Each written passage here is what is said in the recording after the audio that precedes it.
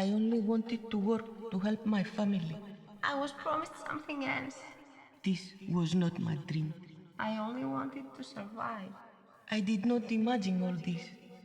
I did not think I could escape. It was not easy.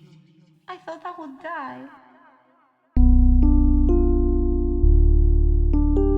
Voices reflecting on the past and wondering about tomorrow. These are the voices of women who have escaped human trafficking. This is Free Voices Paths of Resilience, the series about the experience of women who have freed themselves from the chains of trafficking. Today's episode recounts the global impact of the phenomenon and the oppression suffered by its victims.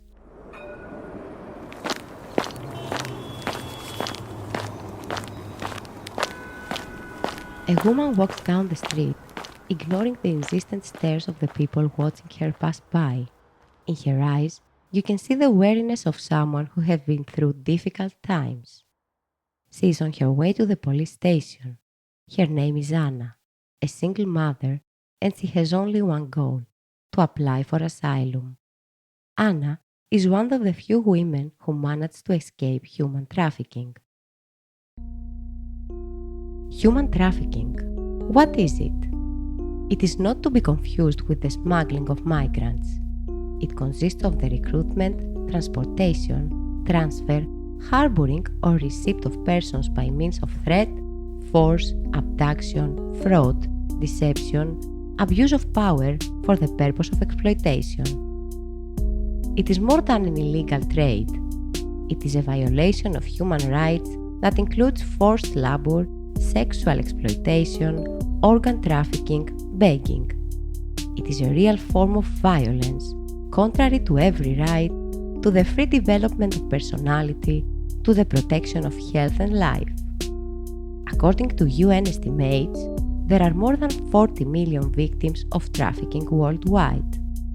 The annual earnings of traffickers exceed $35 billion, and in 2020, as many as 534 different global flows have been identified that can be traced back to this market of violence and oppression.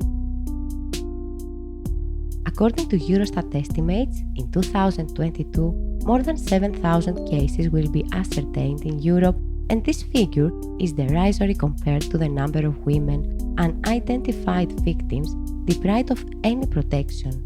These women are controlled, managed, and exploited by criminal organizations that operate in the shadows, generating a climate of fear that prevents them from seeking help. In Italy, in 2022, 1,224 women benefited from the Immersion, Assistance and Integration Program.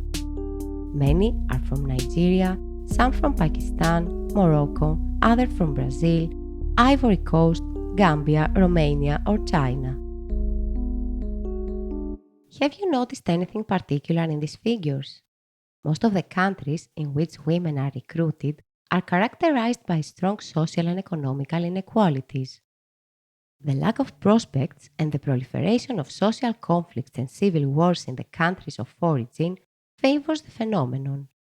In these conditions, it is easier for traffickers to recruit their victims through manipulation or, in some cases, by resorting to rituals and spiritual beliefs that subject women to oaths of obedience which chain them for life. Women like Anna are lured by false promises. Most often, traffickers offer tempting jobs and a better future. Hope comes to an as yet unknown cost, and the women, trapped in the web of oppression, soon discover that the price is their very lives, their bodies, their identities. They suffer violence, their documents are seized, and they see themselves and their families threatened, unable to change their condition as prisoners.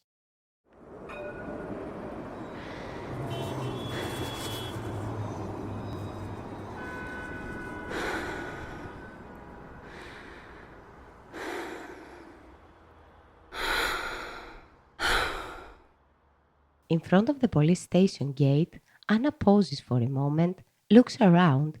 Her past chases her like a shadow and is projected onto her present, onto the people who judge her, observing her superficially, without any regard for her history and the difficulties she has managed to overcome with difficulty over time.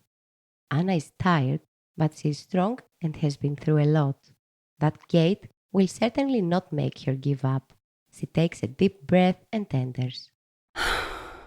You have been listening to Free Voices, Paths of Resilience, Episode 1, Understanding Trafficking. In the next episode, we will discover Anna's story, and her testimony will shed light on the journey of many women who, like her, have escaped human trafficking.